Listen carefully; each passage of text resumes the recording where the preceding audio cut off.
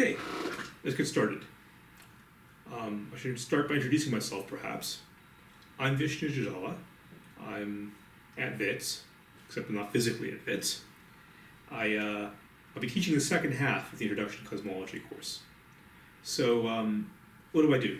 I'm a string theorist by training, so I work on problems in quantum gravity, problems that implicate the gravitational force, and also quantum field theoretic aspects of nature. In particular, I'm interested in certain problems in cosmology in the course of this research. One of the things I investigate is what dark energy is. So we've seen that the universe is currently accelerating its expansion, and the engine that drives this expansion is an unknown dark energy. Possibly it's a cosmological constant, the energy density of the vacuum in a quantum field theory. So a natural question to explain and understand is why is the measured value of this cosmological constant 120 orders of magnitude smaller than theory predicts it should be? So this is the biggest mismatch in the history of science between theory and measurement. So it's an outstanding open question to make sense of this issue. That's, I would say, one of the bigger problems in physics at the moment. And so far in the community, there's no consensus for what's happening. So it's an exciting problem to work on. Another question that I'm interested in understanding is what happened in the early universe. There was a period of exponential expansion called cosmological inflation. And we can study cosmological inflation in terms of various quantum field theories.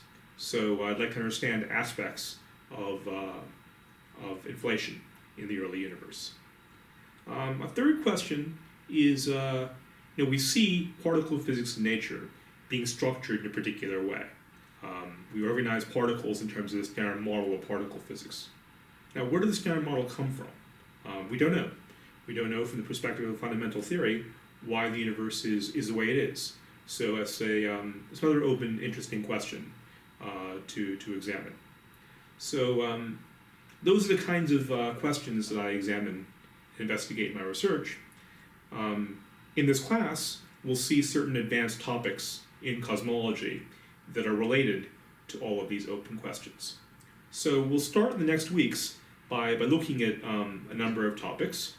The first topic we'll discuss is dark matter.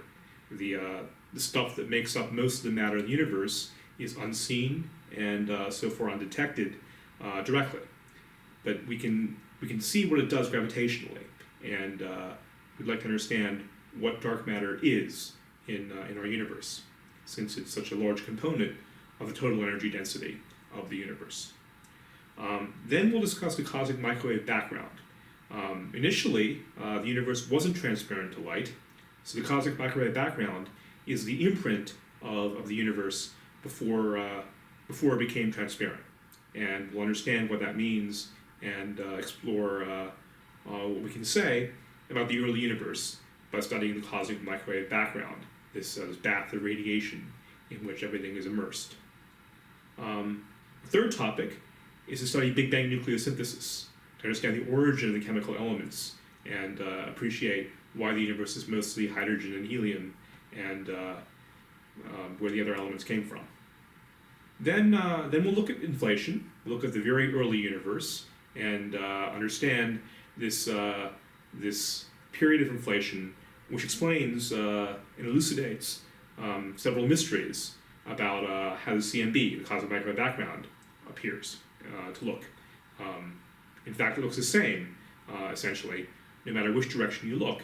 And that's a bit mysterious because in the history of the universe, light from one end of the universe couldn't have reached the other end of the universe within the lifetime of the universe. So how do these two distant parts of the sky know how to look the same? Inflation answers that question and other questions. Finally, we'll discuss structure formation, the origin of the first galaxies, and the current physics of the universe on large scales, and how these are really imprints of physics at early times. So that's the aim in the weeks ahead.